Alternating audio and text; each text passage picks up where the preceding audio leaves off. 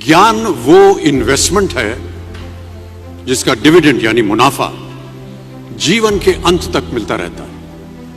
मैं ऐसा मानता हूं कि एक सामान्य जिंदगी जीने के लिए इंसान को रोटी कपड़ा और मकान के अलावा अगर किसी चीज की सबसे ज्यादा जरूरत होती है तो वो है शिक्षा, एजुकेशन। आपके पास यदि धन है तो आप उसे गोल्ड में कन्वर्ट कर सकते हैं। धन हो या सोना, दोनों के कम होने का या खो जाने का डर हो सकता है, पर यही धन को अगर हम नॉलेज में कन्वर्ट करते हैं तो वो कभी कम नहीं होगा और ना ही उसकी चोरी हो सकती है। देखिए, जीवन में मुझे बहुत सी बातों ने प्रभावित किया है। मेरे ये अनुभव सुनने में शायद साधारण लगे, पर इनमें छिपा सार असाधारण है, अनमोल है। यदि मैं आपसे पूछूं कि सबसे शक्तिशाली व्यक्ति कौन है, सबसे शक्तिशाली व्यक्ति कौन है, तो कोई कहेगा कि जिसके पास पावर है, वेपन्स है, शस्त्र है, धन है, किसी देश का राजा या किसी सल्तनत का वारिस है। मेरा ऐसा मानना है कि वेपन्स, मनी किसी को पावरफुल नहीं बनाते, या अगर बनाते भी हैं तो कुछ समय के लिए ही बना पाते। दौलत आज होगी, कल नहीं। शस्त्र का ज्ञान तभी तक काम आएगा जब तक वो शस्त्र चल सकता है। Once it is used it becomes absolute. पर शास्त्र का ज्ञान कभी नहीं रुकता। Knowledge can never be obsolete. शास्त्र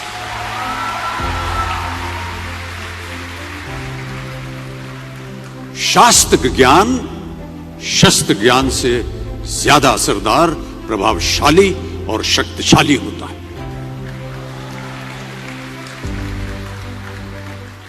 अब देखिए, एक राजा ने कितने राज्यों पर विजय प्राप्त की, कौन कौन से शस्त्रों का इस्तेमाल किया, कितने सैनिक थे, यह शायद आपको याद न हो, पर जीरो की खोज किसने की, बल्ब का आविष्कार किसने किया, राष्ट्रगान किसने लिखा, ओथेलो मैकबेथ की रचना किसने की, ये आपको जरूर याद रहेगा।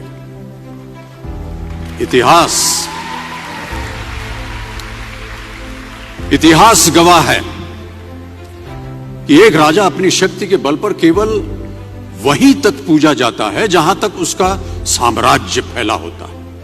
वो केवल अपनी प्रजा का प्रिय होता है, पर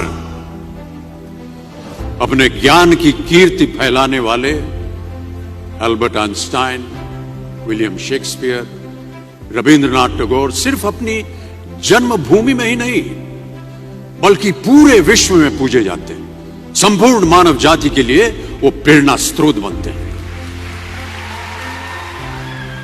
ज्ञान का धनी व्यक्ति हमेशा ही सम्मान और आदर योग्य होता है, क्योंकि ज्ञान वो कवच है, वो शील्ड है जो आपके जीवन में आने वाली कठिनाइयों से आपकी रक्षा करेगा। फिर किसी भी शस्त्र की आपको आवश्यकता नहीं होगी। दो चीजें इंसान यदि अपने जीवन में एक बार सीख लेता है तो वो उसे कभी भूलता नहीं। एक है तैरना, स्विमिंग, दूसरा है साइकिल चलाना। सालों बाद भी अगर आप इन क्रियाओं को करेंगे तो कभी भी इस बात की चिंता नहीं होगी कि आपको स्विमिंग करना या साइकिल चलाना याद है कि नहीं। You will confidently do it.